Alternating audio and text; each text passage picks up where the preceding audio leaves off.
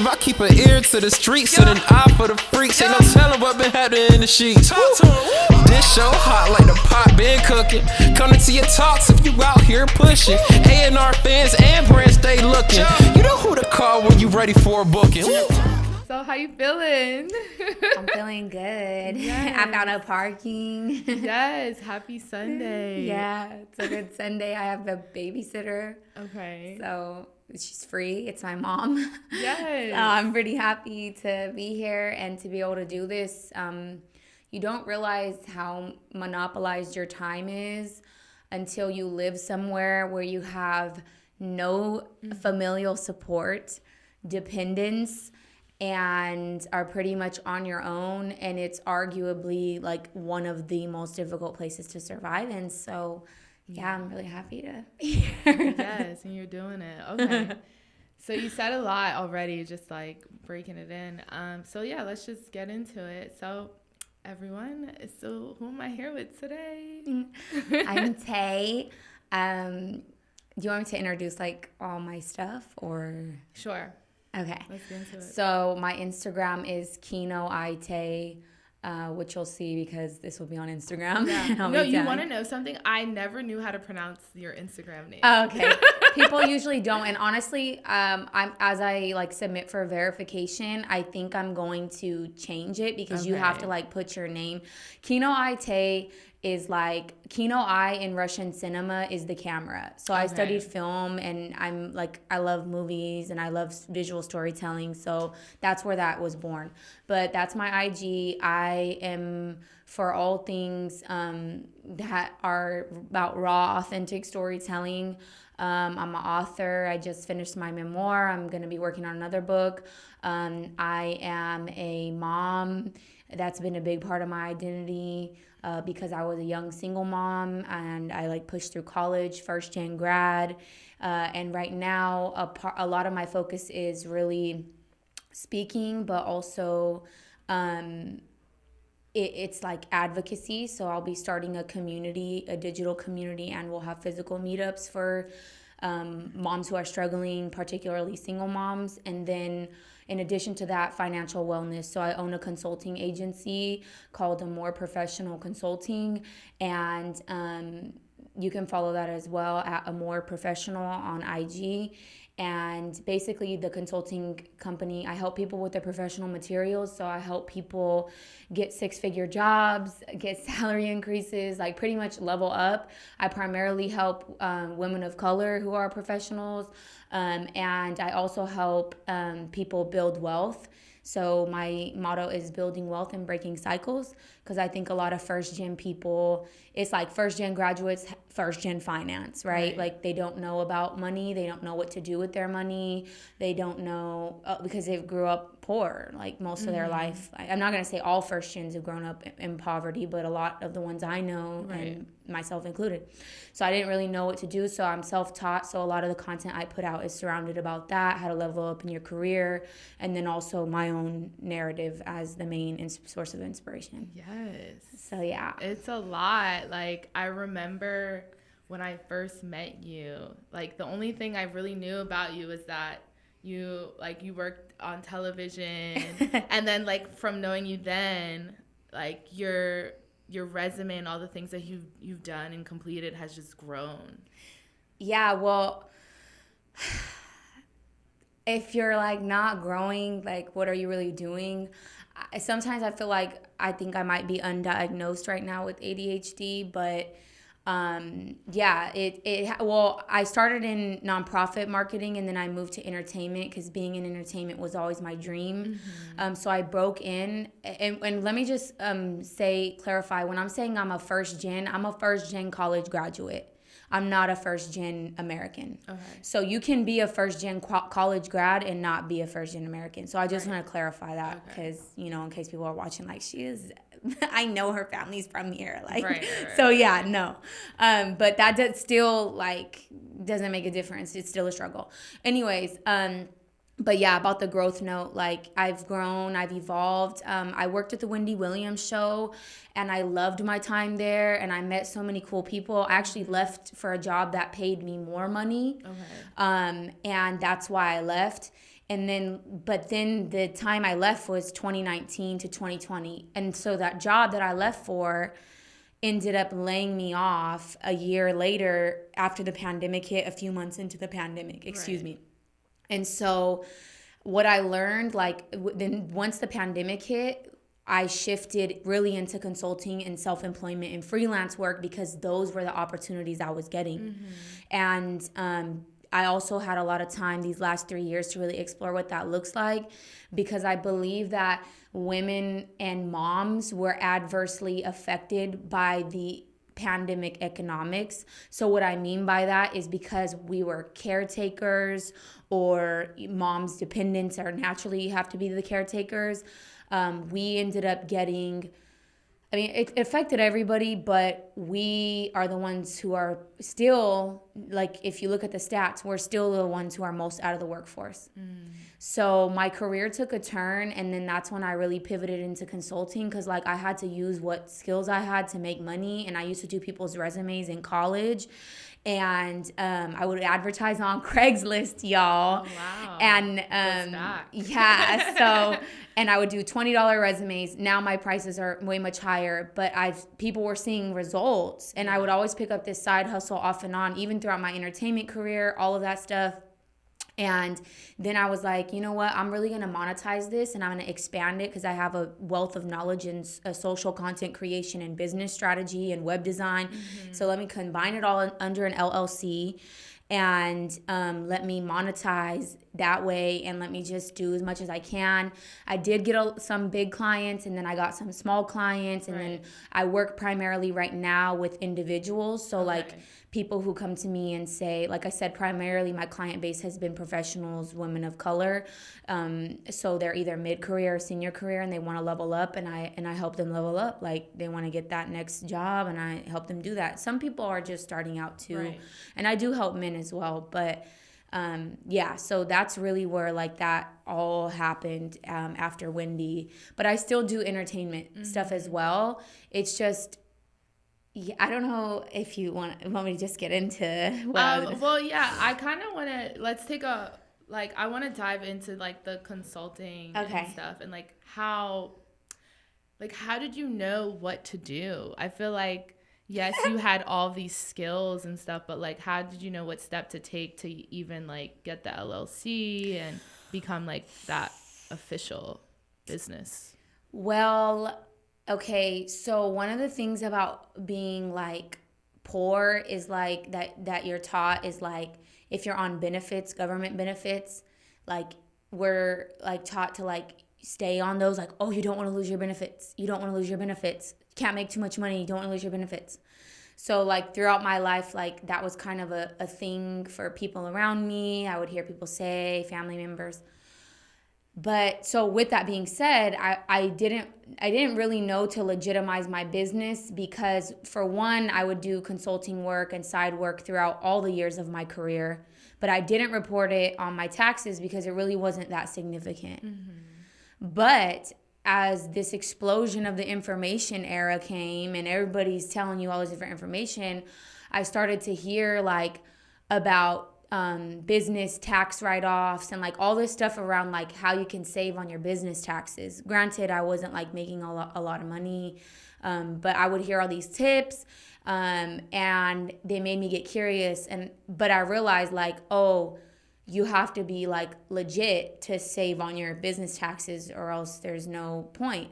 But anyway, so that sort of made me fall down a rabbit hole.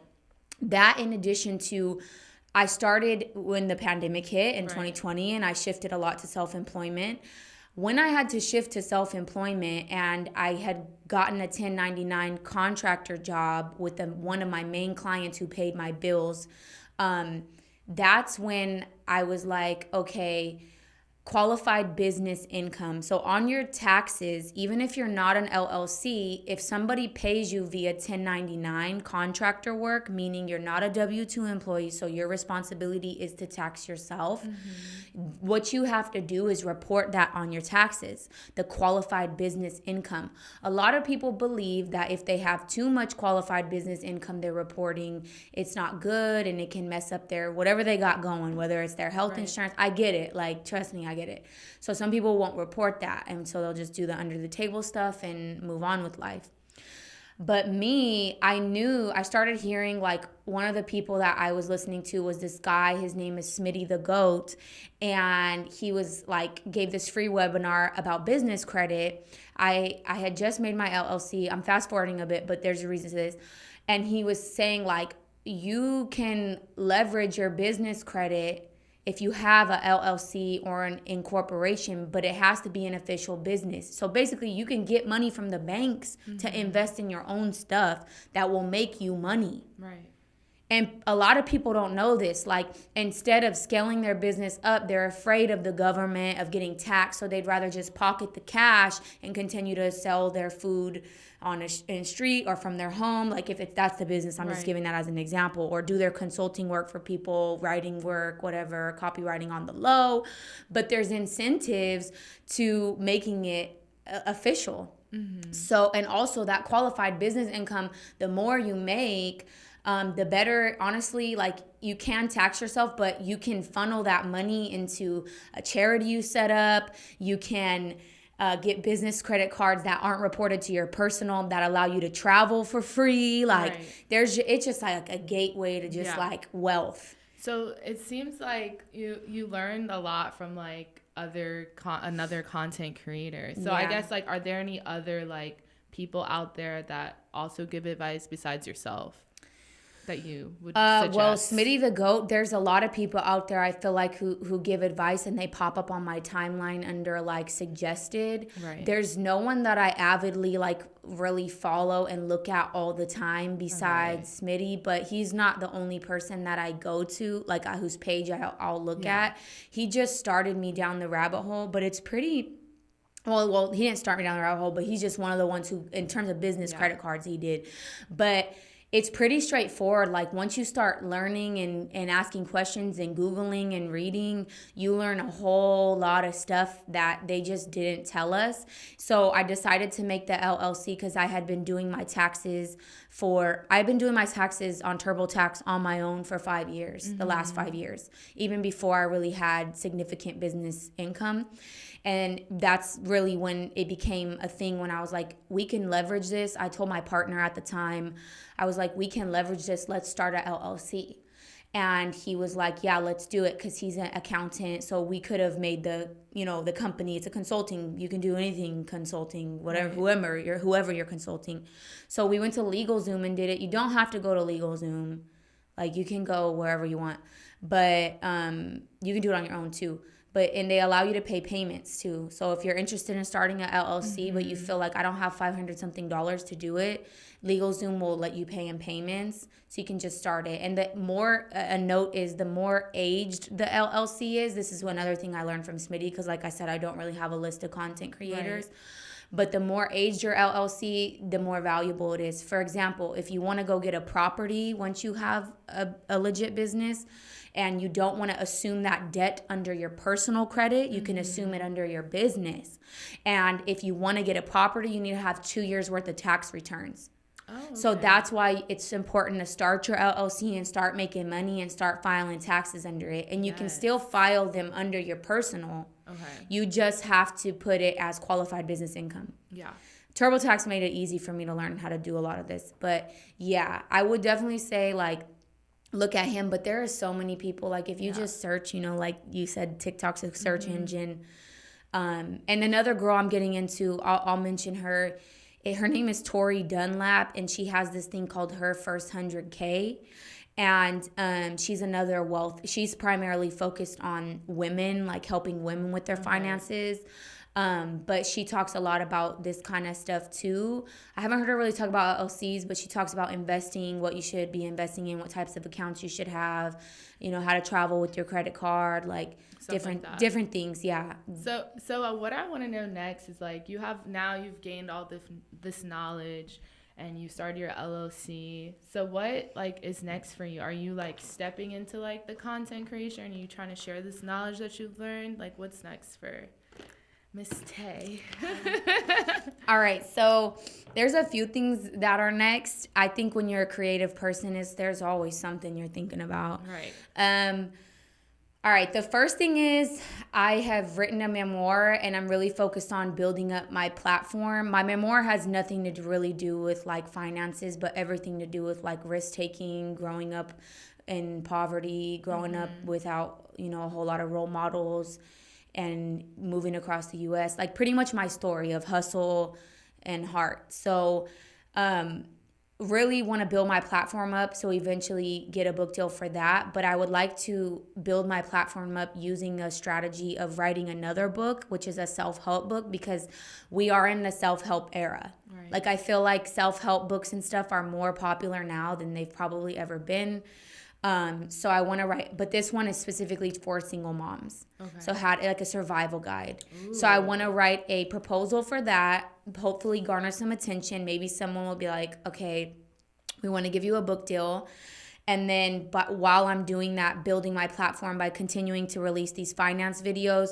The finance videos are, and career videos, which really are just me, like you can see on my Instagram, me talking to you about how I got in the stock market, how I've gained money in the stock market, me talking to you about what you should do in an interview, what I've learned in interviews, what you should be doing on your resume, what you shouldn't be doing, just things that I've learned from myself and other people, from clients as well, and them going out and bringing this knowledge back to me.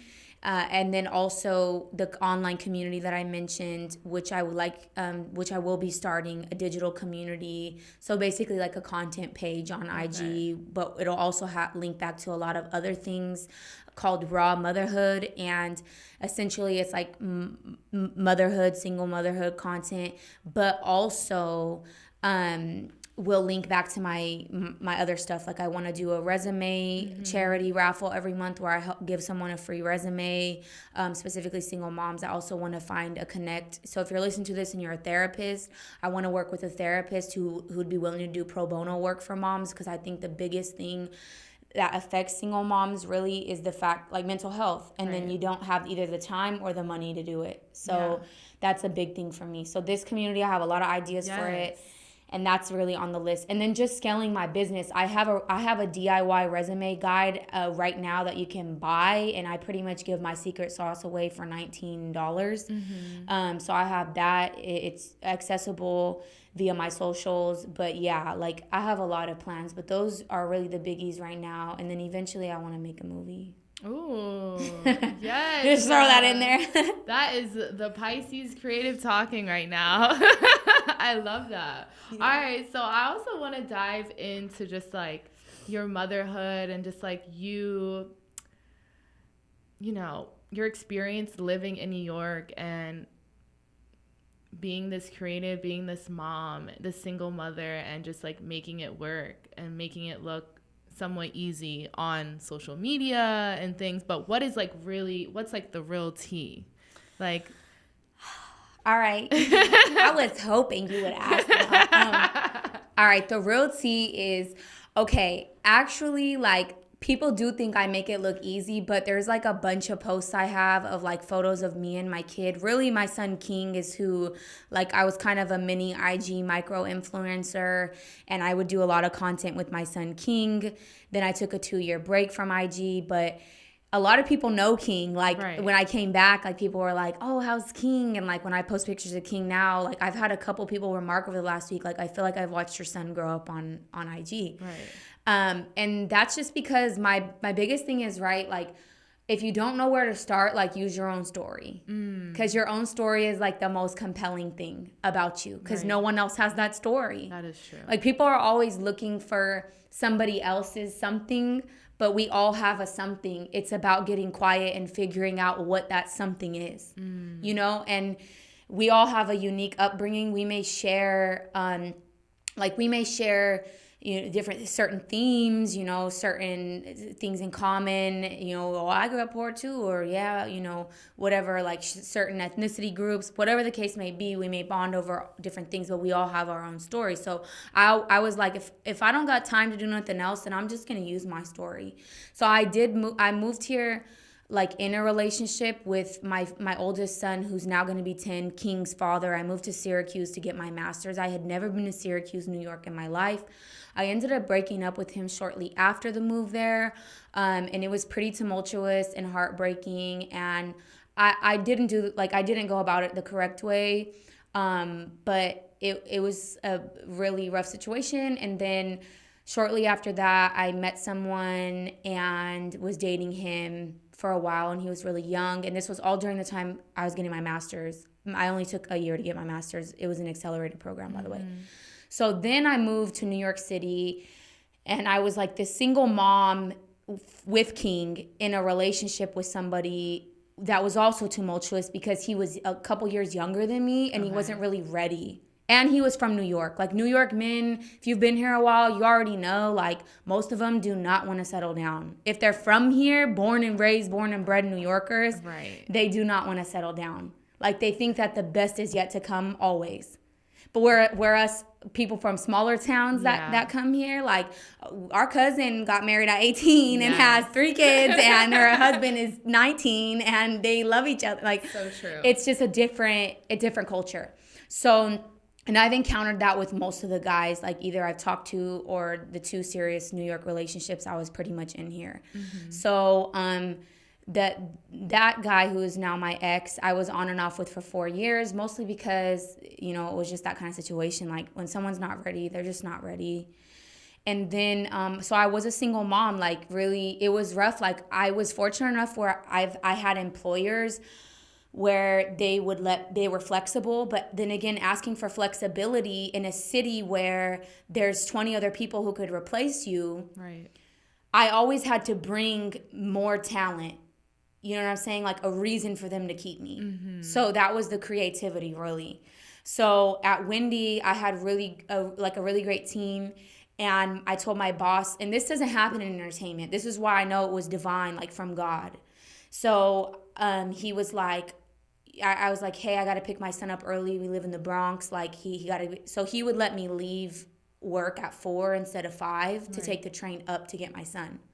So it really, being a single mom in New York City was really like a lot of asking for things that were like kind of embarrassing, but they had to be done because there was no one else to do it.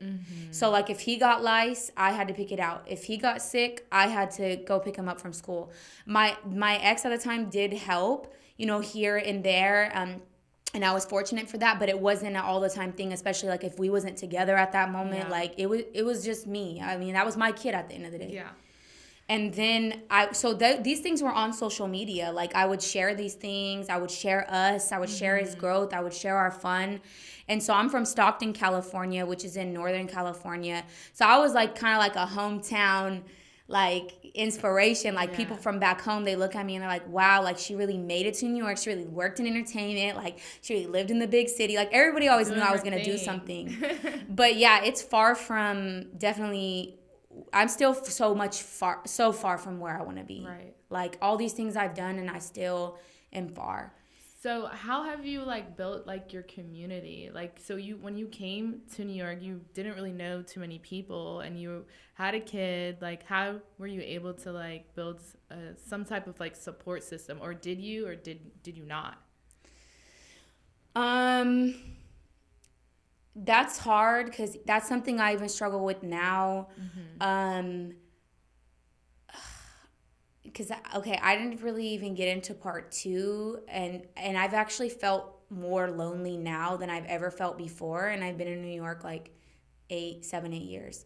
Because a lot had changed. The pandemic changed literally everything. But how I built my community was the ex that I had, I was real close with him and his friends because I didn't really have any friends. And then his friend was like, oh, I know another single mom that you should meet, who's the person who actually introduced me to you, way back when. And then she became like a good friend of mine. We weren't like super duper close at first, but then we became really close. And at that time, like, then she, introduced you to more people, and that's just kind of how it goes. And then work was a vital, when we were like in office, like, I would meet people, and then people I went to school with. Okay. So like, actually people from UC Santa Barbara, that was where I did my undergrad. There's a couple here, and they've helped me more like at first than other people did. Oh. So, but people I went to school with, really, like meeting up with them, talking to them, and those kinds of things. But I really didn't have a lot of time, again, because I was a single mom, so I didn't really have time to like really chill all the time with people. And I do believe that if you move here without kids, there is no excuse to why you're not making your dreams happen. You hear it. Okay. At all. Because you can literally make anything happen in this city. That is true. Because I was here when TikTok was not a big thing and people was making it happen. And I made it happen for myself. Like I quit my nonprofit job. I had no job lined up. I was working at Massage Envy to make up some of my income. Because that's where I worked in college. So I was like, they'll hire me again. And then I was walking dogs through WAG, and I had 2 months and a little bit of savings. And I said, I got to get a job in entertainment. And as you know, the entertainment industry is a who you know industry. And I'm in New York, like, where nepotism is real. And through right place, right time, I met with one of my friends from college. She was working in the Facebook building. She put me in the Facebook building. We was having lunch. They had like a bougie lunch spread every day. She let me eat some of her free food. Yes. And then she's like, oh, there's one of my colleagues, he works at Yahoo, and he actually graduated from Syracuse. You should meet him. And I was like, okay. And I got to talking to him, and he's like, you know what? Somebody at the Wendy show actually is like asking me if I'm interested in working for them, but I don't want to leave where I'm at right now. And so, key point here, what I did was, he was like, if you're interested, I'll pass along your info. And I was like, oh my God, would you please? And I was like, and then after that, we connected offline, or online, we connected via email. And I said, hey, would you be willing to write me, I texted him like an intro between me and my boss at Wendy, who would become my boss at Wendy, because it like basically it'll help you get seen. Like asking someone not to just forward your materials, but actually introduce you via email or phone or however to the person hiring is a critical next step, because they're going to get a lot of materials forwarded. Like, just because, you know, like a lot of people have big networks. Like, so once he did that, I just was like, this is my shot. And then boom. And then at Wendy, I met a lot of cool people who are now my friends, trying to keep it back up to the topic of community.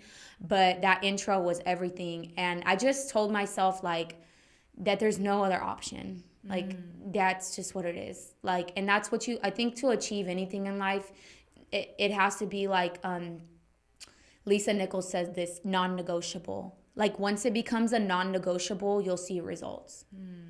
But I've struggled off and on with depression, and I didn't know this because there's a lot more information, I feel like, even in the last few years about mental health than there really was readily shared before. And the depression is what would keep me, like, I would have these creative ideas, and then, like, I would do a little bit, but then I wouldn't stay consistent. So that would be really hard. So the community aspect, I feel like if I would have had a stronger community, even just family around more frequently, maybe it would have been different for me. Yeah. And then when the pandemic hit, like, somebody just slid in my DMs off of the content, me and King. Yeah. King was rapping, and that person ended up becoming my, like, situationship. And then I ended up getting pregnant pretty fast. And I have another son who's going to be 2.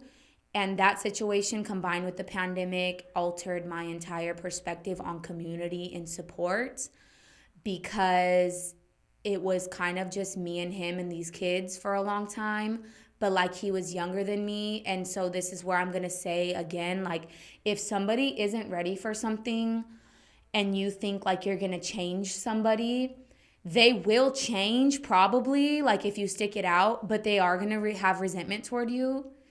And I realized, like, support is so vital, because, like, even though he was there, like, he still was going to go out and, like, do him. And, like, I was left with these kids. And so that combined with the economic crisis we're low-key, high-key in, combined with the lack of support, because, like, again, a lot of those friends I had before from the previous relationship, we weren't really friends anymore. Right. So I felt lonely, like. And then me and the girl that introduced us had a falling out during my pregnancy. So it was just like me and my kids against the world. And that's kind of where I'm at too now. Okay. Just to add on to like what you were talking about with like community, I feel like in a space like New York, like you need that community, because it's just like there's so many people, but you could just still feel so alone. Yeah, for sure. New York is the biggest, most beautiful, like loneliest place. Like I'll sit in Washington Square Park or any park for that matter and look at people, and like I can see the sadness in them. Oh, like I can don't say see that. sometimes I can like the people feeding the birds. Like you can just see like that. This is a very cliquey community here, because either you're a lifelong New Yorker and you already got your friends, or you moved here and you got cool. And two, like it feels isolating and lonely if you're here as an implant as a single parent, because then it's really like, and then a lot of your friends don't have kids.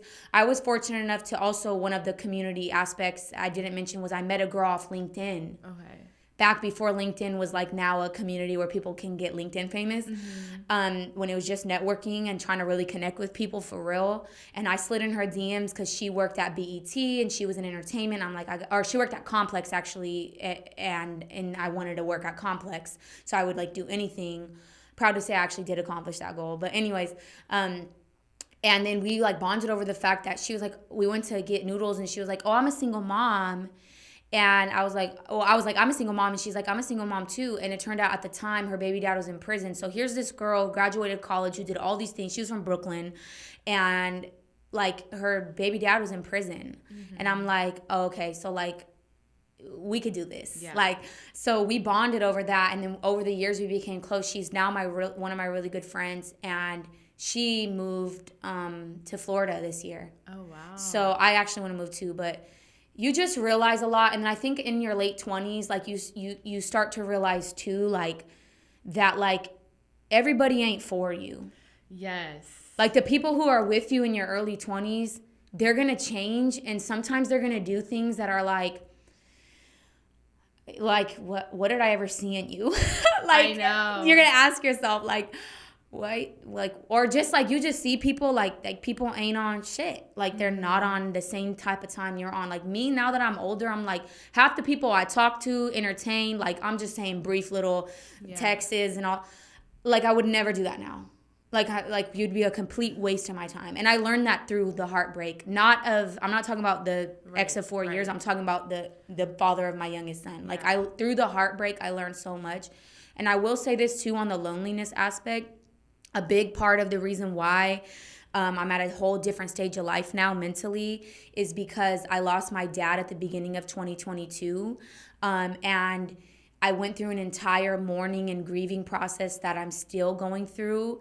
And through death, you learn your biggest life lessons. Like, I don't think you really could fully ever understand life until you experience, and I don't wish this on nobody, but until you experience the death of either your lover or your parents, one of your parents, and especially if they're a close one, like your best friend. And he was my best friend, and I went through such a rough pregnancy, like, and he was just there for me, not physically, but on the phone, and just reminding me of what, like, who the hell I am, like, and now, like, there's no one. Like, I have good friends, but there's no one who's, like, I know that really loves me, that will remind me of who the hell I am, except maybe PJ. But, yeah, like, there's really, that doesn't exist. And so when you lose someone, like, there's nothing that I wouldn't give, like, just to, like, speak to him one more time. Yeah. Thank you for sharing that. Yeah, grief is real, but it does make you stronger if you want it to. Yeah.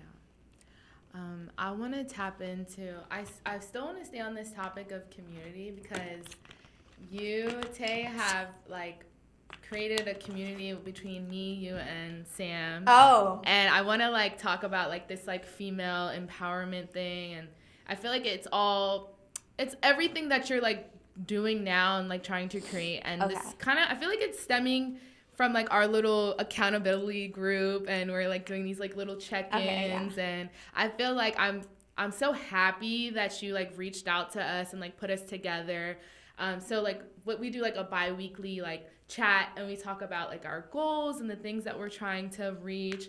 And honestly, like the people that follow me know that like most of my like friends and the people that I hang around, like they already have like their careers like established, and like they're pretty like successful. So like what you brought to me and like Sam to like come together so we could stay focused. I feel like the people that I have in my life right now, like I don't know, they're not a distraction, but like I don't know how to describe it, but I just feel like the fact that you brought us together and like we talk about the things that we want to do and accomplish makes me feel good, because I feel like okay, we're all cheering for each other and like pushing each other.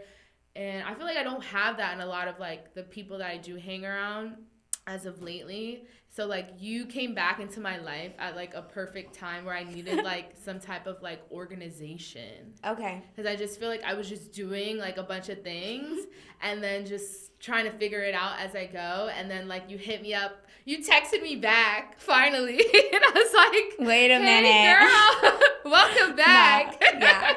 Well, because she saw me when I was pregnant. You saw me when I was pregnant, just newly pregnant, and I told you like that it's being painted to be this like tragedy that it's totally not. And I know you felt for me. Yeah. So, well, are you done with your question? Yeah, I just want to say that I'm thankful for you, like for creating what would you call it? An accountability It's an accountability group, and I'll tell you exactly where it came from. Okay. Yeah, so that's pretty much it. And we did a call one day, and I was at my friend's house, and they were listening to us talk. They were eavesdropping? Yeah, they were eavesdropping. Like, who is that girl just talking away? But they felt inclined to like do something similar. Good. Because, you know, I feel like as a person that like is out and like goes out and goes to events and just is involved in a lot of things, you can get lost in like what your purpose is. For sure. So the fact that we have this group is helpful, because now I'm like, okay, now I see like the full picture of everything that I'm trying to create, what y'all are trying to do, and how like we can bridge it all together and, you know, accomplish things. Okay, so I don't have a list of wealth content creators I follow, but I do have a list of spiritual ones. One of them is Lisa Nichols, and the other one is Michael B. Beckwith. Follow them, for real. Okay. Michael Beckwith is a reverend, and Lisa's like, she was on that documentary, The Secret. So as I've grown this year and ascended into my more spiritual self and focused more on my mind, suggested readings, The Untethered Soul, Living Untethered, just to name a couple of them. But so what I was doing is like, because I have a lot of time on my hands in the sense that like I can't really like do a lot because I don't have a lot of help with my kids. Like I try to be productive, even if it's just listening to a webinar. So Lisa Nichols has this webinar of how to make quantum leaps in your life. So one day I was like, you know what, let me just go. And I went on her website. It was a Saturday. And my kid hogs the TV to watch cartoons. So I'm like, I don't want to just be scrolling. Let me be productive. Mm-hmm. So I'm like, I want to make some quantum leaps. Like, so I listened to this webinar, and she said in the webinar, you need to have an accountability group. Get 9 people. She said 9. And I was like, I don't even have like I do, but 9 people who I think would really do it. Yeah. I don't know. Right. So she was like, get 9 people together and have check-ins, because it's good to have big goals, but you need to set benchmarks for yourself. Because she was saying like, this is how successful people do it. And I'm like, I've always been goal-oriented, but like you just said, like getting lost in the purpose. The last 3 years of my life, like I've done a lot of stuff, but they've been kind of a blur. Like I was in a relationship that was hard. Like I had a newborn baby. I was breastfeeding. I was at home working, and then I was trying to make my dreams come true, writing a book, doing all this stuff. Like I'm like, recently though, God slowed me down because I was alone with just the baby for the entire summer. Right. Didn't really have a lot of money. Was going through a rough patch, and I asked God, like, what am I supposed to be doing? So Michael Beckwith has this meditation, and he has a book called Life Visioning, and he says, you sit, and when you meditate, you say, what is seeking to emerge within me? And you get really quiet, and meditation is hard for some people, and it will be hard, but it's not unsuccessful. Just if you can't erase your thoughts right away, doesn't mean you're not doing it right. Keep doing it. Mm-hmm. And so you'll get these intuition nudges. So if you're struggling with your purpose, do that. Because like your intuition will start to nudge you, and like weird ideas will start to come to your head. Like, oh, try making a flyer and posting it on the train. Like, I don't know. I'm just giving you an example of something that might come to someone. So when that happened, like I started to get nudges and like, you know, use your voice, do this, do that. And then I started to ask God, like, can you put people in my life who can help me, who are on the same wavelength as me, same mindset? Because for a long time, it was just me and my partner, and things like weren't going good. So I really felt like I had no one. Like we started this whole business together, doing this whole stuff, and then it was just like things fell apart. Like, so then I like rekindled with Janella, Taye, and then I rekindled with a coworker from Wendy, and like he started to put, and then my relationship got better with my friend I mentioned before. So he started to put people in my life again. So then I watched that webinar, and I'm like, at first I was like shrugging over the part about accountability group, because I'm like, you know what, like, anyways, I'll do everything else she says besides this. But then after the webinar, I was like, you know what? If I don't, that's one thing I'm good at. And that's another tip too. Like, whatever you don't have, think about what you're good at and then capitalize on that. I may not have the community, but I have the personality to create the community. So I was like, you know what? I'm going to get the people together and then try it out. So I did a group text, and I said, here's my idea, this is where I got it, and this is what I like, would you guys be down to do this? And the reason why I chose the people I chose, who you choose is important to be in this, because you need people who are on the same wavelength as you. They don't have to be in the same path, but you know they got goals, and you know they're working toward them. And then also people who you think are consistent, who are going to hold you to the fire, but will show up to the meetings. Because if you're not going to show up to the meetings, then it's pointless, right? Who you hold and accountable. So I hit them up, and I said, if I could just start with, if there's just 3 of us at first instead of 9, maybe it'll grow. Anyways, we did the first meeting, and the whole idea is you state what you're working on, what your big goals are, and what your benchmarks are for the next, if you set your meetings weekly, for the next week. If you set them bi-weekly like we do, what's the smaller goals?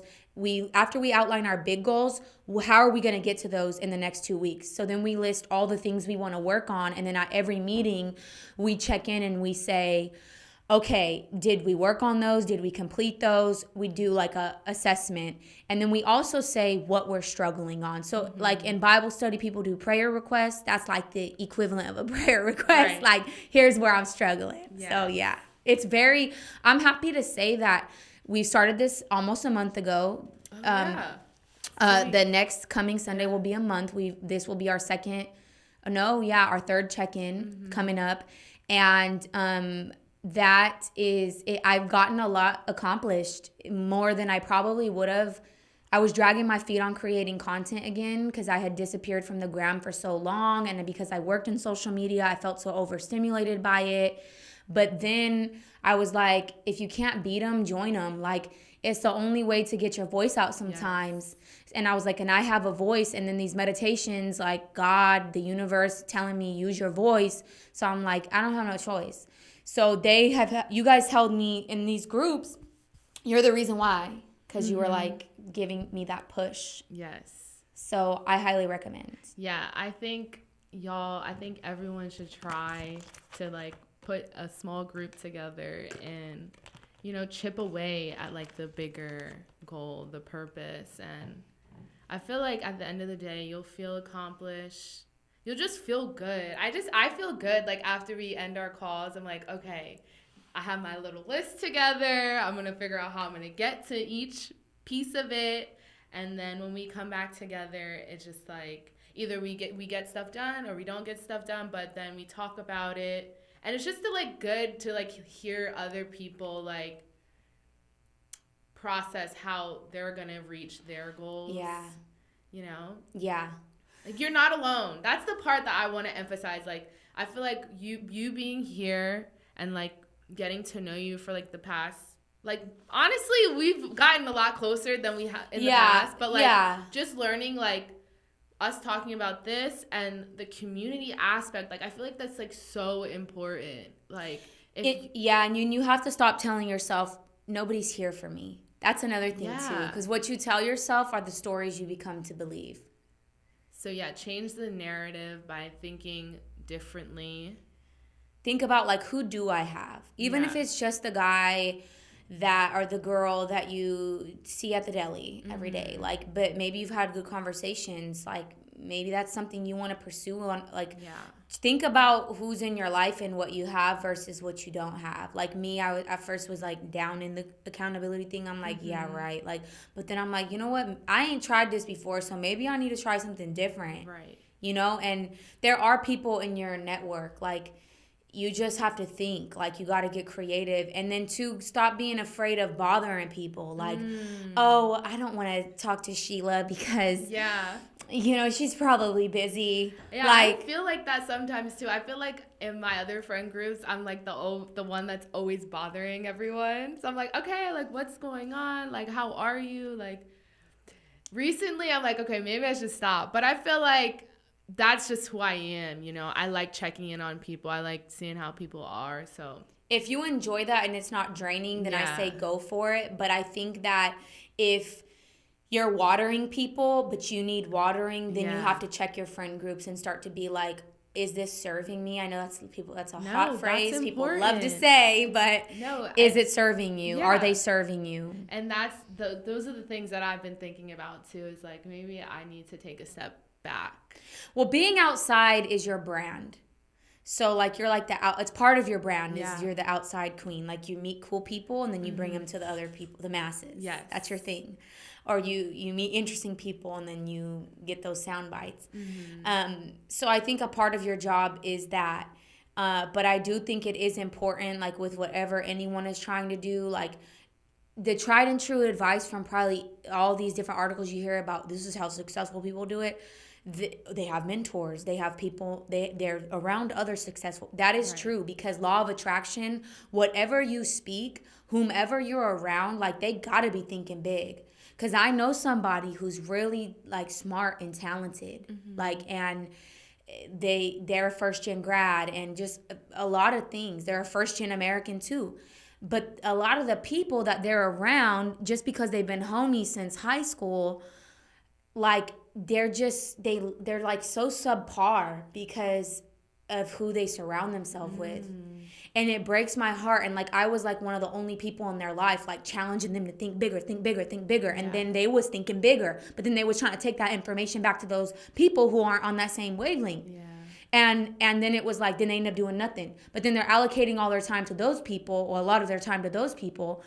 And it's like, and you can lead a horse to water, but you literally can't make them drink. Like, sometimes those people, if you have those kinds of people in your life, even if they're on your wavelength when you're with them, if you know, like, they're spending their time with those other people and you're just shaking your head the whole time, like, you cannot help potential. Like, the person has to want it. Yeah.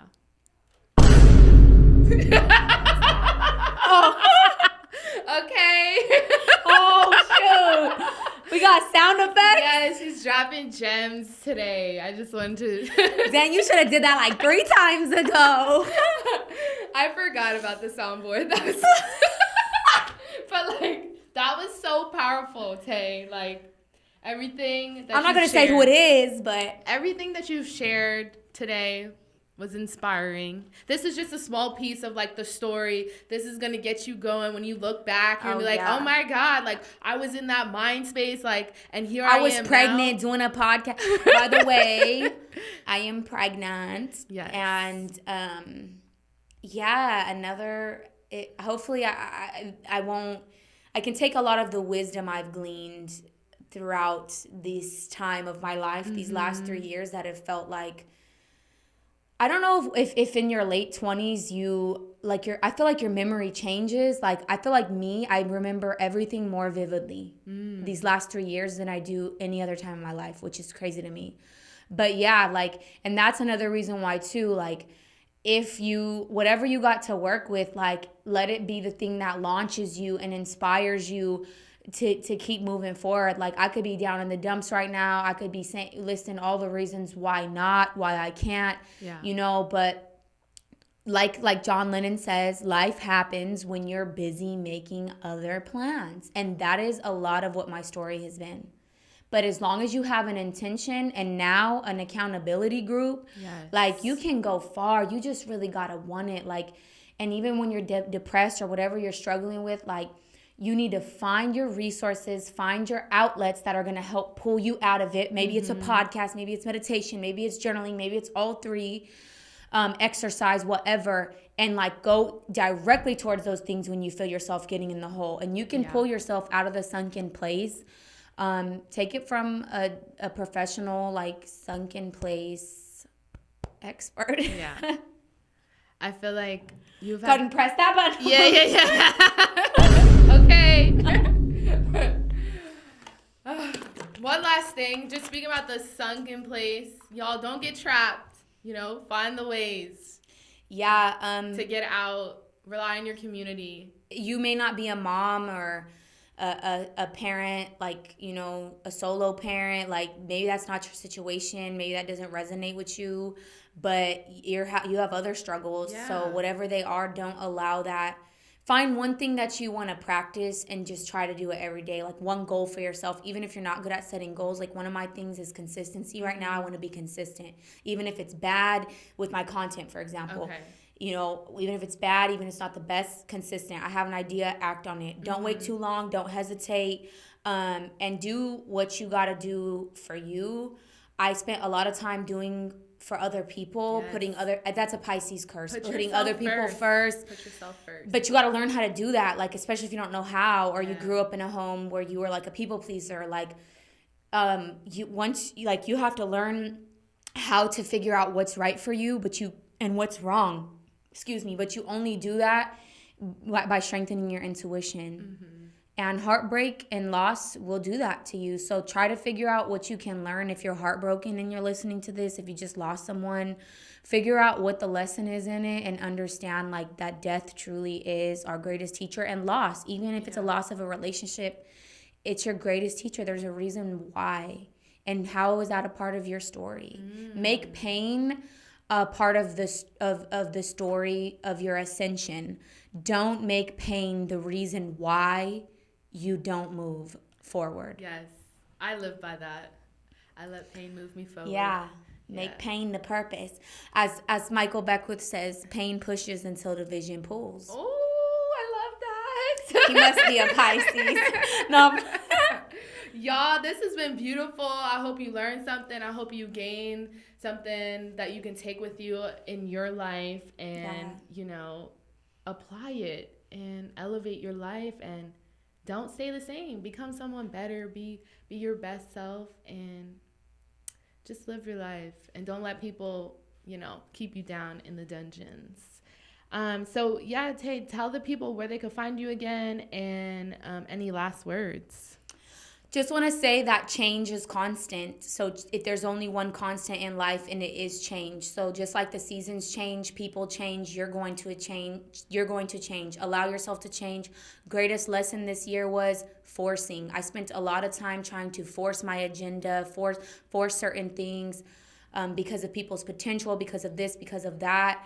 And I learned, like, I'm learning the art of surrendering, and it hurts. Surrendering is uncomfortable at first, but it's what opens up the gateway to flood in everything that's supposed to, like, actually be there. So that's just really my last tip on a spiritual note. And you can find me anywhere, and everywhere, in your heart, in your soul. Okay. You can find me at KINOEYETAY. You can email me if you're interested in services and help and advice and whatever. You can email me at contact@AMORPROCO, amorproco, so it rhymes, .com. You can also, if you find my Instagram, like the Kino Taye, in my link tree is like every way to contact me. You'll get in contact with me, and you can add me on LinkedIn if you're that type of person who likes LinkedIn. Okay. Yeah, I'm here, and I don't have a TikTok yet, but I will soon. Yes, stay tuned. It's coming. Yeah. I've been pushing her. Yeah. All right, y'all. Later. This has been beautiful. We'll see you soon. And this is Tia Talk. Yes. Bye.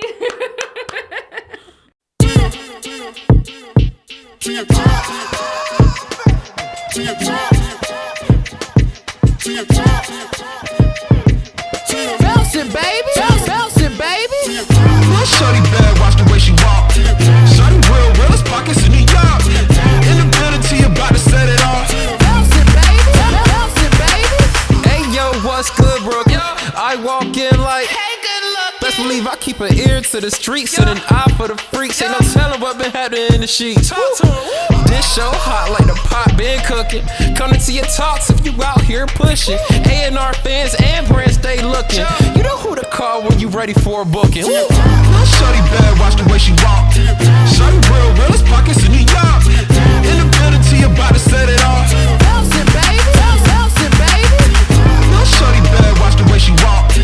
Shorty real, Hurles pockets in New York. In the building, Taye about to set it off. Bouncing, baby. Bouncing, baby.